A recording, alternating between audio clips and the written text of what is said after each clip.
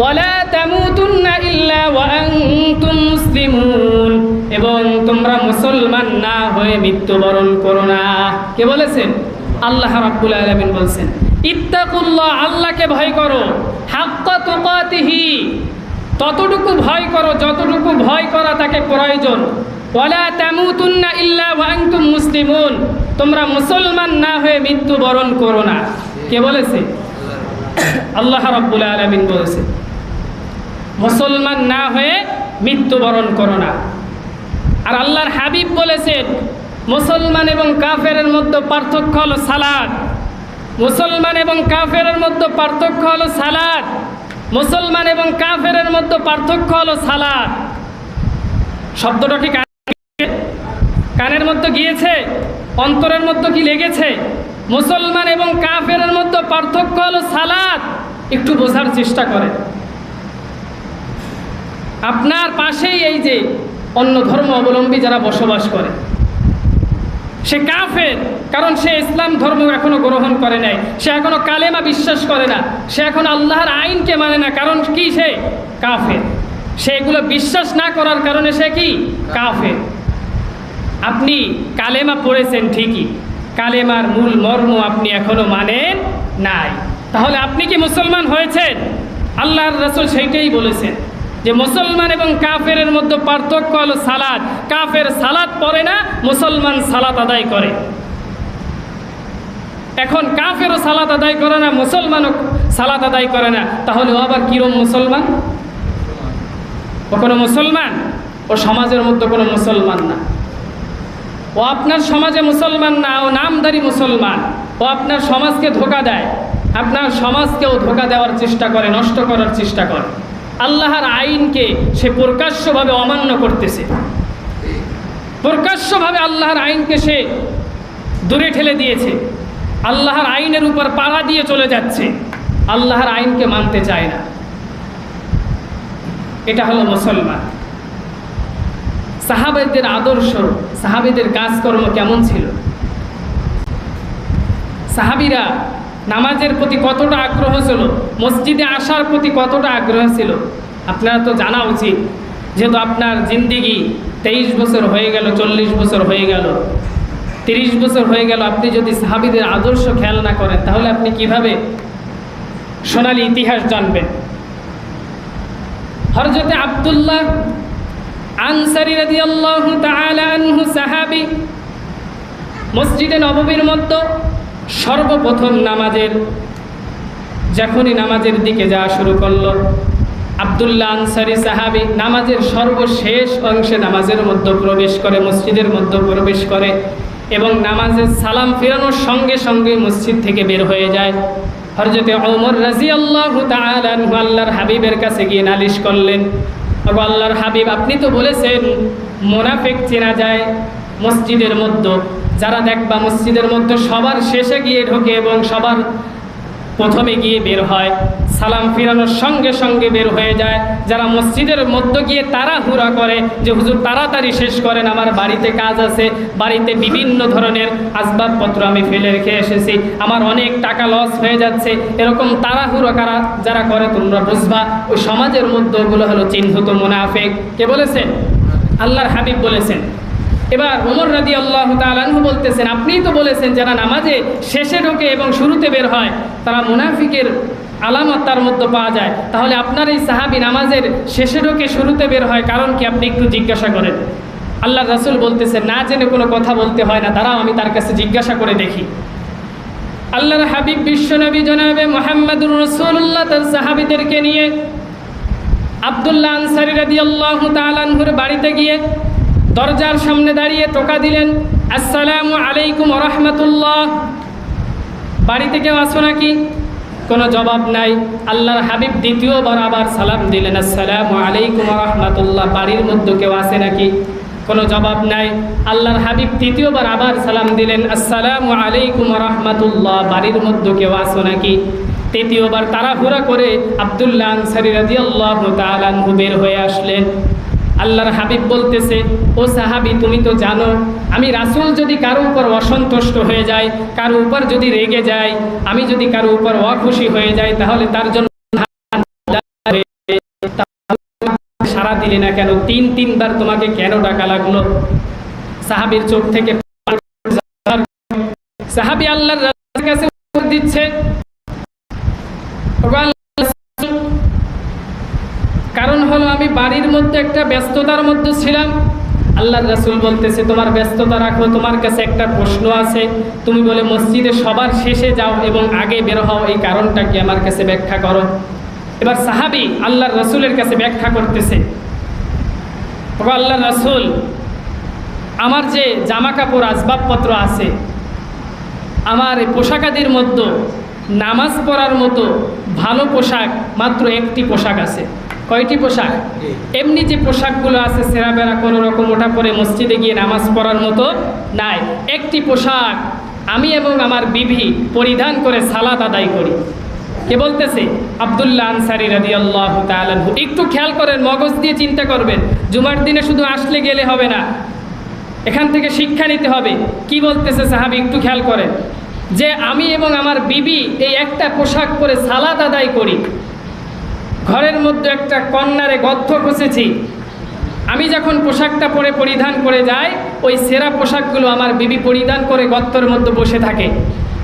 আমি যখন মসজিদের নববীর মধ্যে গিয়ে আপনার সঙ্গে সালাতে তাকবীরে তাহরিমা ধরে নামাজ শেষ করি, সালাম ফিরানোর সঙ্গে সঙ্গে আমার মনে পড়ে যায় যে শুধু নিজে বাঁচলে হবে না, আহাল পরিবারদেরকেও বাঁচাতে হবে। এটা কার কথা? আল্লাহর কথা।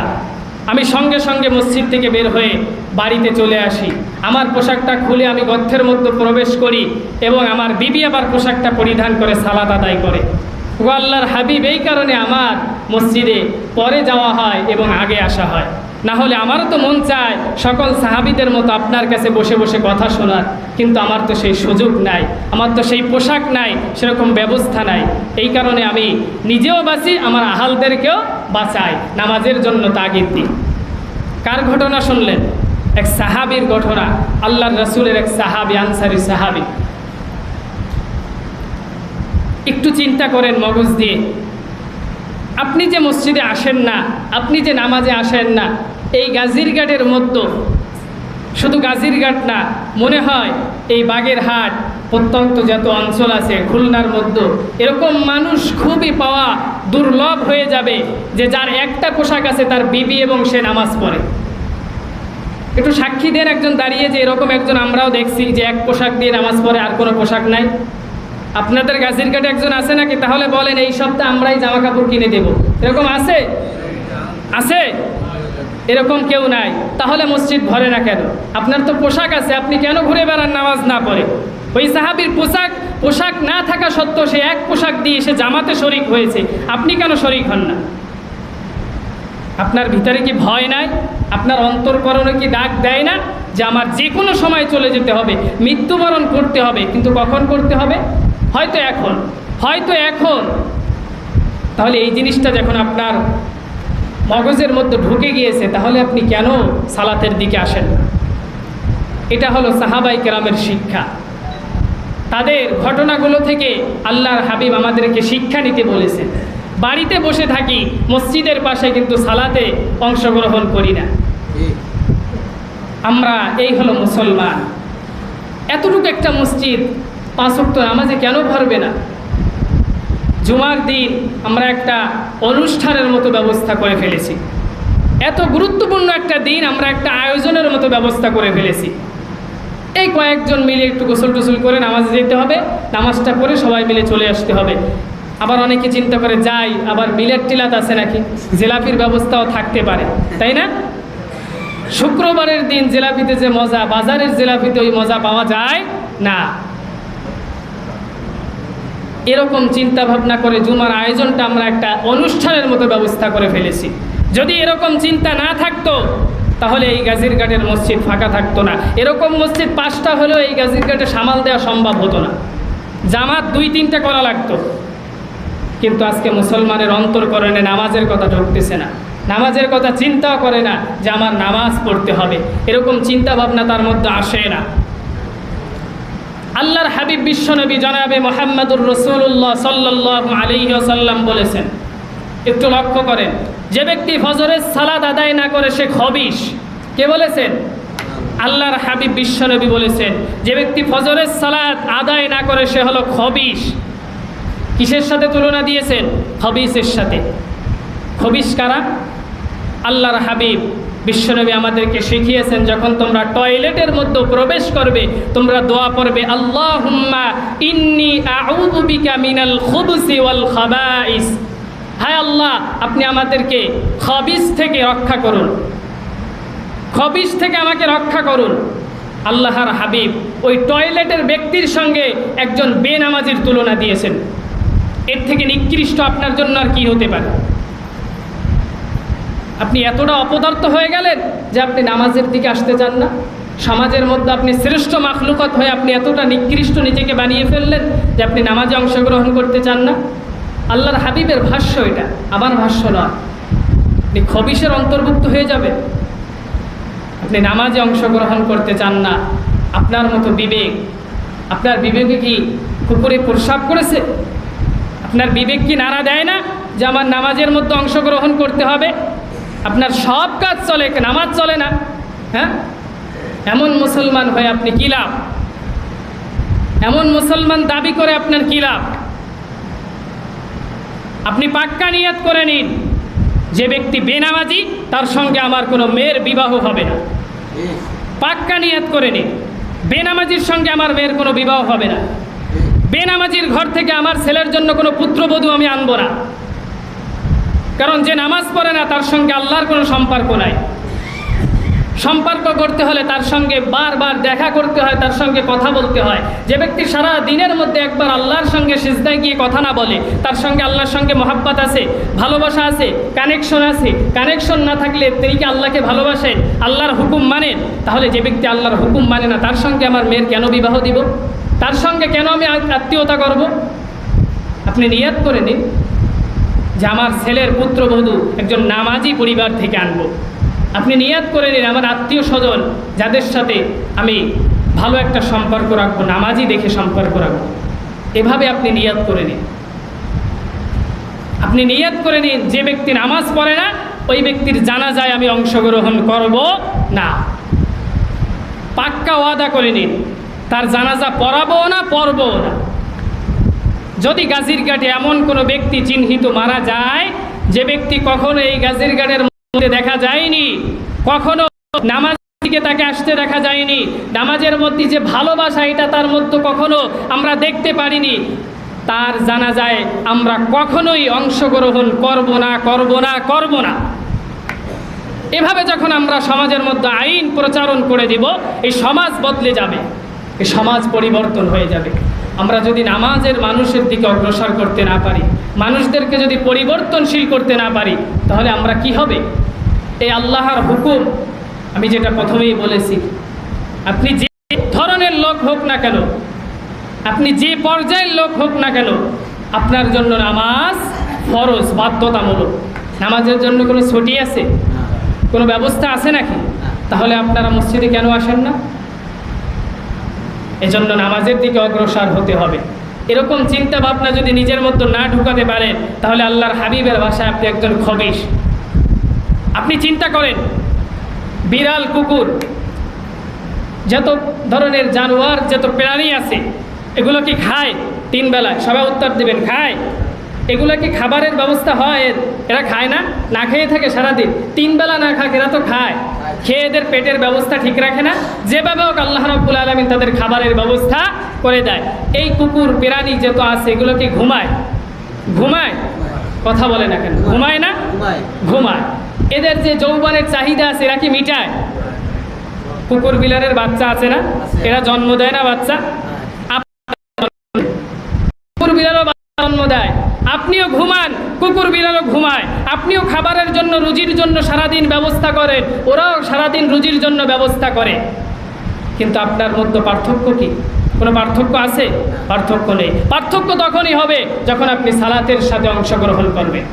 আপনি যখন নিজের সঙ্গে মুসলমান দাবি করবেন তখন আপনার সালাতের সঙ্গে অ্যাডজাস্ট হয়ে যেতে হবে। তখনই আপনি তাদের থেকে, জানোয়ার, হায়ান যত প্রাণী আছে তাদের থেকে নিজেকে পৃথক রাখতে পারবেন। না হলে ওর সঙ্গে আপনার মধ্যে তফাৎ আছে, একজন দাঁড়িয়ে বলেন যে হ্যাঁ আমার মধ্যে এই তফাৎ আছে। কি তফাৎ আছে? ওর কার্যকলাপ আর আপনার কার্যকলাপ তো মিলেই যায়। আপনিও নামাজ পড়েন না, ও তো নামাজ পড়ে না, ও খায় আপনিও খান, ও ঘুমায় আপনিও ঘুমান, ও রুজির ব্যবস্থা করে আপনিও রুজির ব্যবস্থা করেন, তাহলে মিলই হয়ে গেল। ওদের সঙ্গেই বসবাস করা শুরু করে দেন। এই সমাজটা আপনারা ত্যাগ করে দেন যারা বেনামাজি আছেন। এই সমাজে আপনার বসবাস করার অধিকার নাই। আগে নামাজ পড়েন, আপনি মুসলমান যদি দাবি করেন, হ্যাঁ যদি বলেন হুজুর এত করো কথা কেন, তাহলে আপনি বলেন যে আমি মুসলমান না, তাহলে আপনার প্রতি আমার কোনো অভিযোগ নাই, আপনাকে আরও আমি পাহারা দেব, সারাদিন আপনার জন্য আমি পাহারাদারের ব্যবস্থা করব। কিন্তু যদি আপনি দাবি করেন আমি মুসলমান, তাহলে অবশ্যই আপনাকে নামাজ পড়তে হবে। অপশন দুইটা, যদি দাবি করেন মুসলমান নামাজ পড়বেন, যদি দাবি করেন মুসলমান না, তাহলে আপনার জন্য কোনো অভিযোগ নাই, আপনার জন্য আরও সুন্দর সুন্দর ব্যবস্থা আমরা করে দিব এই এলাকায়। এজন্য আসুন নামাজের দিকে ফিরে আসি। এই কথাটা আমি কেন বললাম, এটা আমার কথা নয়, আল্লাহ রাব্বুল আলামিন কি বলেছেন শুনুন। সূরা আল আরাফের 179 নম্বর আয়াতে আল্লাহ রাব্বুল আলামিন বলেছেন, ওয়ালাকাদ যারা'না লিজাহান্নামা কাসীরাম মিনাল জিন্নি ওয়াল ইনস লাহুম কুলুবুল লা ইয়াফকাহুনা বিহা ওয়া লাহুম আ'য়ুনুল লা ইউবসিরুনা বিহা ওয়ালাহুম আযানুল লা ইয়াসমাউনা বিহা উলাইকা কাল আনআমি বাল হুম আযাল উলাইকা হুমুল গাফিলুন। আল্লাহ রাব্বুল আলামিন বলেন, ওয়ালাকাদ যারা'না লিজাহান্নামা কাসীরাম মিনাল জিন্নি ওয়াল ইনস, আমি দুনিয়ার মধ্যে জিন এবং মানুষের মধ্যে কিছু লোক সৃষ্টি করেছি জাহান্নামের জন্য। তাদের মধ্যে 1 নম্বরে লাহুম কুলুবুল লা ইয়াফকাহুনা বিহা, যাদের অন্তরকরণ থাকা সত্ত্বেও তারা দিনের বুঝতে চায় না, সঠিক বুঝগুলো তারা কখনো ভাবনা করতে চায় না। ওয়ালাহুম আ'য়ুনুল লা ইউবসিরুনা বিহা, তাদের চক্ষু দেওয়া সত্ত্বেও তারা চক্ষু থেকে কখনো ভালো জিনিস দেখে না, কখনো কোরআনের উপদেশগুলো কখনো তারা দেখে না। ওয়ালাহুম আযানুল লা ইয়াসমাউনা বিহা, তাদেরকে শ্রবণ শক্তি দেওয়ার পরও তারা কখনো শ্রবণ শক্তি থেকে ভালো জিনিস শ্রবণ করে নাই। তাদের জন্য আমি রব বলে দিচ্ছি, উলাইকা কাল আনআম, তারা হলো চতুষ্পদ জানোয়ারের থেকে নিকৃষ্ট। বাল হুম আদল উলাইকা হুমুল গাফিলুন, তারা হলো জমিনের মধ্যে সব থেকে গাফিল শ্রেণী। কে বলেছেন? আল্লাহ রাব্বুল আলামিন বলেছেন। কিসের দলিল দিলাম? কোরআনের দলিল দিলাম। আমি আবু সাঈদের কথা কেউ উঠে দাঁড়ালেই বলতে পারবেন এটা আমার বানানো কথা? এতক্ষণ যে কথা বলেছে কোরআনের সাথে মেলছে? তাহলে আল্লাহ রাব্বুল আলামিন আপনাদের তুলনা কাদের সঙ্গে দিয়েছেন? যারা নামাজ পড়ে না, হায়ওয়ান জানোয়ার নিকৃষ্ট প্রাণীর সঙ্গে তুলনা দিয়েছেন। এবার আপনার যদি বিবেকে কুকুরে প্রস্রাব করে না থাকে, আপনার বিবেক যদি ঠিক থেকে থাকে, আপনি যদি সুস্থ মস্তিষ্ক লোক হয়ে থাকেন, এবার আপনি নামাজ ছেড়ে দেন, কোনো সমস্যা নেই। যদি সুস্থ মস্তিষ্ক লোক হয়ে থাকেন, আর যদি সুস্থ হন, তাহলে আপনার অবশ্যই নামাজ পড়তে হবে। এই নামাজ কেন পড়বেন? নামাজ সমাজের মধ্যে কেন কায়েম করবেন? কেন করতে হবে? এতক্ষণ এত দীর্ঘ সময় যে কথাগুলো বললাম, কথাগুলো হয়তো একটু করা, কিন্তু কথাগুলো বাস্তব কি বাস্তব না? বাস্তব না? আপনি একটু চিন্তা করেন, আপনি কি করতেছেন? আপনার সমাজ আপনি কি করতেছেন? আপনি কি হচ্ছে আপনার এই জিন্দিগি দিয়ে, হায়াতের জিন্দিগি দিয়ে কোনো লাভ আছে? কোনো লাভ নাই। যদি নামাজ না পড়েন, নামাজ পড়লে আলহামদুলিল্লাহ প্রথম স্টপে যদি আপনি পার হতে পারেন, দ্বিতীয় স্টপগুলো হয়তো সহজে হতে পারে। পরীক্ষার খাতা যখন মাস্টাররা দেখে, প্রথম তিন চার ছাপা যদি দেখে সুন্দর লিখেছে, প্রত্যেকটা শব্দ ঠিক আছে, তাহলে পরেরগুলা ভালো মতো না দেখেও মার্ক দিয়ে দেয় অনেকটা। কিন্তু প্রথমেই দেখে গোল্লা, তাহলে লাস্টে এমনিতে না দেখেই গোল্লা চলে যায়। তাহলে আপনার প্রথম স্টপে যদি নামাজ না থাকে, পরের স্টপগুলো আর কোনো মার্ক নেই, সোজাসুজি ধাক্কা দিয়ে জাহান্নামে নিক্ষেপ করে দেবে। এজন্য আসুন ফিরে আসি। আল্লাহ রাব্বুল আলামিন বলেছে আমরা কেন নামাজ কায়েম করব, একটা শেষ দলিল দিয়ে শেষ করতেছি। আল্লাহ রাব্বুল আলামিন সূরা আনকাবুতের 45 নম্বর আয়াতে বলেছেন, উতলু মা উহিয়া ইলাইকা মিনাল কিতাবি ওয়া আকিমিস সালাহ ইন্নাস সালাতা তানহা আনিল ফাহশাই ওয়াল মুনকার ওয়া লাযিকরুল্লাহি আকবার ওয়াল্লাহু ইয়ালামু মা তাসনাউন। আল্লাহ রাব্বুল আলামিন বলেছে, আকিমিস সালাহ, তোমরা নামাজ কায়েম করো। ইন্নাস সালাতা তানহা আনিল ফাহশাই ওয়াল মুনকার, কারণ নামাজ তোমাকে অশ্লীলতা থেকে ফিরিয়ে আনবে। কি বলেছেন?